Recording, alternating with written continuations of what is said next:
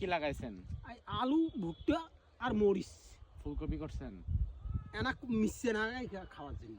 আচ্ছা, যাক আলহামদুলিল্লাহ। এবার ফুলকপি, পাতাকপি ফুলকপিতে একটু ধরা খেয়ে গেছে না মানুষ? ও তারে দরকার। আলু তো আল্লাহ দিলে এনা ধরা খাইলে বাপের বেটা কাম হইবে। বাপরে বাপ, কিষান খাটা, মজুর খাটা, একটা চাকরেন্দার মাস্টার। বেটার ঘরে টাকা খেয়ে হেড়ে মিটে না। এই না কৃষকের ঘরে না আবাদ করে খাইছে, খাও।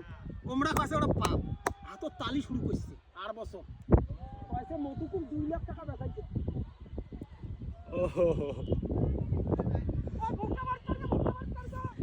আসসালামু আলাইকুম। আমি এখন আছি উত্তরবঙ্গে, নীলফামারীতে। আসলে উত্তরবঙ্গের মানুষগুলোকে অনেক সময় আপনারা একটু হাসি ঠাট্টা করে বলেন যে উত্তরবঙ্গের মফিজ, কিন্তু আপনি কি জানেন উত্তরবঙ্গের এই মফিজরা আছে বলেই হয়তো এখনো আপনার ঘরে চাল যাচ্ছে, ডাল যাচ্ছে, আলু যাচ্ছে, পেঁয়াজ যাচ্ছে, মরিচ যাচ্ছে।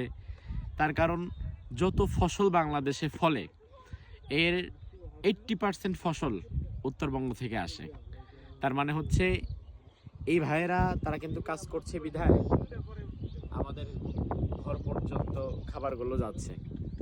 এই জন্য এই সহজ সরল কৃষক ভাইদের সাথে সময় পেলে খুব বেশি মিশে যাবেন এবং দোয়া করবেন আল্লাহ সুবহানাহু ওয়া তাআলা যেন তাদের কৃষির মধ্যে বরকত দান করে।